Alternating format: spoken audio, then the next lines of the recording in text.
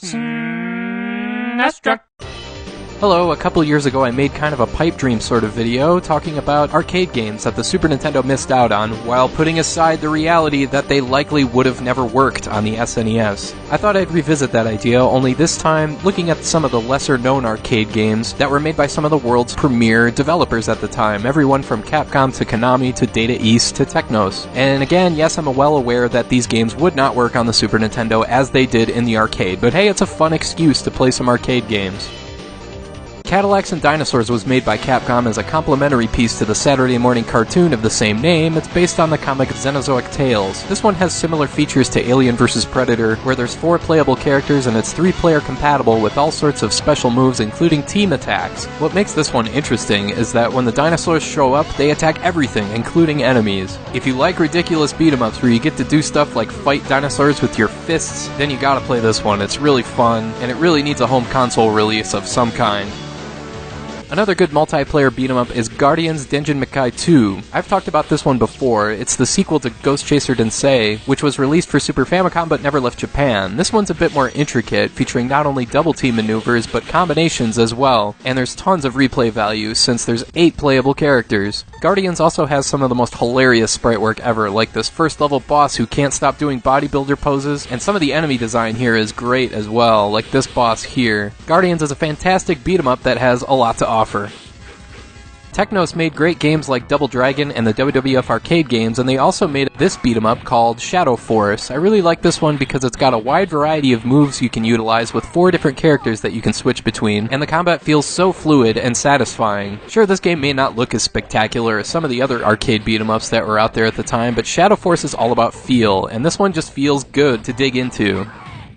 If you're more into fighting games, check out this one called The Outfoxies, made by Namco. This is one of the first arena fighting games, coming a couple years before stuff like Super Smash Bros. I totally suck at these kinds of games, but I thought this one was just kind of an interesting relic. The focus isn't on each character's moveset or combinations or whatever, instead it's on the stage itself. You pick up weapons and items while the stage itself changes the more you play, like this speedboat where the boat rocks back and forth, or this crazy aquarium stage where a huge whale falls and enables sharks to escape their tanks as water quickly fills up from the bottom. Yeah, this game is nuts. The way the camera zooms in and out is a little disorienting at times, but still, this is a fantastic game, and obviously way ahead of its time. Here's another fighting game with a bit of a different twist. It's Monster Maulers from Konami, a one-on-one fighting game where you fight giant monsters. Now that's a cool touch. Some of the monsters are bosses you see in other Konami games like Salamander. It's also 2-player co-op, but not versus. You team up against the monster with the ability to do double-team moves, which is really cool. Other than that, this is pretty typical as far as fighting games go. I just thought it was a novel idea. It's kind of like a beat-em-up boss gauntlet. Let's move on to a few side-scrolling platformers like Willow from Capcom, based off of the movie, obviously, and you switch between playing as Willow and Madmartigan, depending on the stage. This game has a major Ghosts and Goblins vibe going for it, albeit a bit brighter and not quite as difficult since you have a health meter, but the projectile attacks and the jumping are very similar. This was released back in 1989, and it's not so advanced that it couldn't have made it to the SNES, or Sega Genesis for that matter. If you want more of a puzzle platformer, there's Tumble Pop from Data East. This one received a Game Boy port, but it's really slow and only supports 1 player. The arcade version is 2-player compatible and a lot of fun. You use a vacuum to suck up aliens, monsters, and ghosts, and spit them back out as projectiles, with the goal being to clear each stage of all enemies. This is an easily accessible game that's quick to hook you. It's simple to figure out, but the further you progress, the game gets really tough. So if you're looking for a single-screen arcade platformer, here you go. If you want more of an action-oriented platformer, then there's Magic Crystals. This is a top-down game that gives off some adventure genre vibes with a lot of puzzle elements here. This game could have easily worked on the SNES in one form or another, and it's a tremendous playthrough. Jumping can be a bit tricky because of the overhead viewpoint, but this game combines so many things from bullet-hell dodging to puzzle solving to just good old hack and slash. Highest recommendation for Magic Crystals, it's great.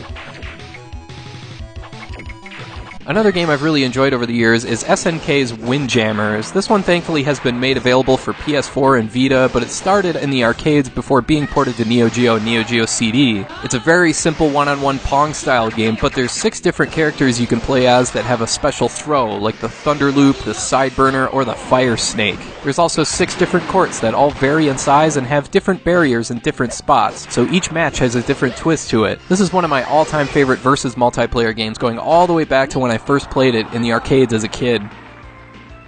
We're getting too cutesy and tame in this video. Let's crank up the violence with Shock Troopers. Yeah, this game isn't exactly obscure. It's been made available on the Nintendo Switch just last year, and it's been talked about a lot over the years, so this isn't exactly a revelation. But I mean, you simply can't go wrong with a top-down run-and-gun 8-way shooter, making anything and everything go boom. So this is just a public service announcement. Do you like huge explosions and automatic weapons in video games? Do you like fighting bosses that take up nearly half the screen? Do you like being able to switch between multiple paths, characters, and weapons like flamethrowers and Gatling guns? Then you gotta play Shock Troopers.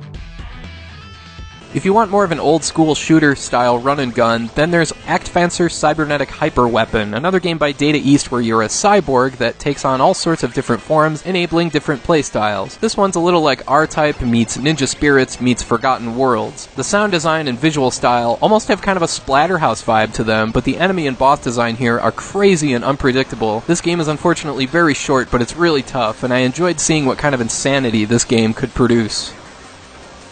There's Aquajack, also known as Aqua Attack. Here we have kind of a rail shooter where you pilot a hovercraft over water and land while making everything in your path go boom across 8 levels. This game is really tough because you have to multitask between eliminating stuff from your path, dodging enemy projectiles, and shooting aircraft coming at you. It's really tough but really rewarding. It's one of those games where you just let yourself get into a zone to achieve a good balance between dodging, firing, and progressing forward. This game is a great time.